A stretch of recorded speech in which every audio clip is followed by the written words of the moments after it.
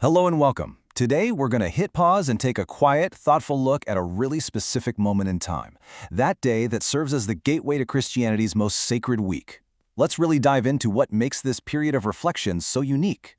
So, let's get specific. We're zeroing in on the calendar on that Saturday right before Palm Sunday. Now, this isn't a day marked by big events or ceremonies.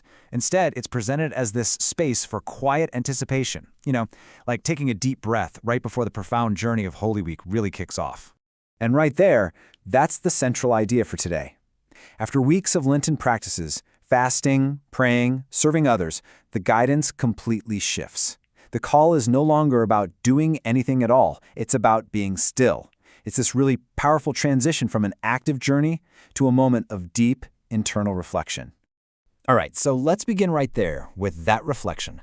Let's start by looking back at the path we've just traveled, the season of Lent. To really get what's happening on this day, we first have to understand Lent. It's this 40-day period of spiritual preparation, a very purposeful pilgrimage. And after that long journey, we've now arrived, standing right at the destination's doorstep. So the most important instruction here is to simply hit the pause button. We're invited to look inward and just take stock. What was this journey like for me? Where did I find strength? Where did I maybe stumble a little? It's all about honestly assessing the spiritual ground we've covered over the last 40 days. So why is this reflection so important? Why bother? Well, it's not just for its own sake. It's meant to remind us of the ultimate purpose of this entire journey, and that purpose is rooted in a fundamental promise. You see, this whole season is built on a foundation of hope. It's a journey you only undertake because of a promise that's been woven throughout the Old Testament. Prophecies of a Messiah, of deliverance, of a new covenant. It's this ancient hope that gives every single step its meaning.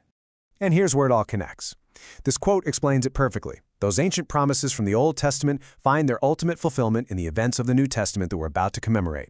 The journey of Lent leads directly to Christ's passion, his suffering, crucifixion, and resurrection. And that's where that ancient promise is finally sealed. So, this brings us to our final piece of the puzzle. We've looked back on the journey and we understand its purpose. The next question is, how does this reflection actually get us ready for the incredibly intense week that's just ahead? Yeah, that's the practical question, isn't it? After all this quiet consideration, after looking back, how are we supposed to prepare for the events of Holy Week?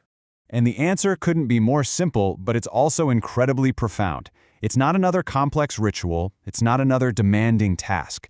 The tool for preparation, the thing that builds a bridge from reflection to readiness, is just prayer.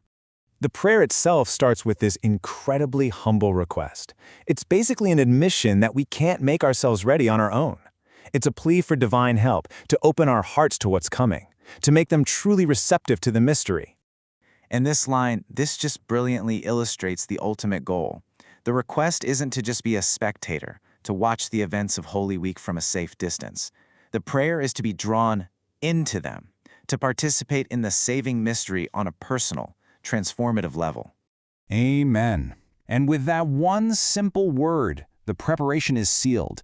It's a quiet moment of assent, a commitment to the journey that lies ahead. So we'll leave you with a final thought to carry with you from this explainer.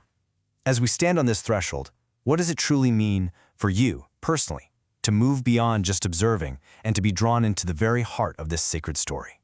Thanks for joining us.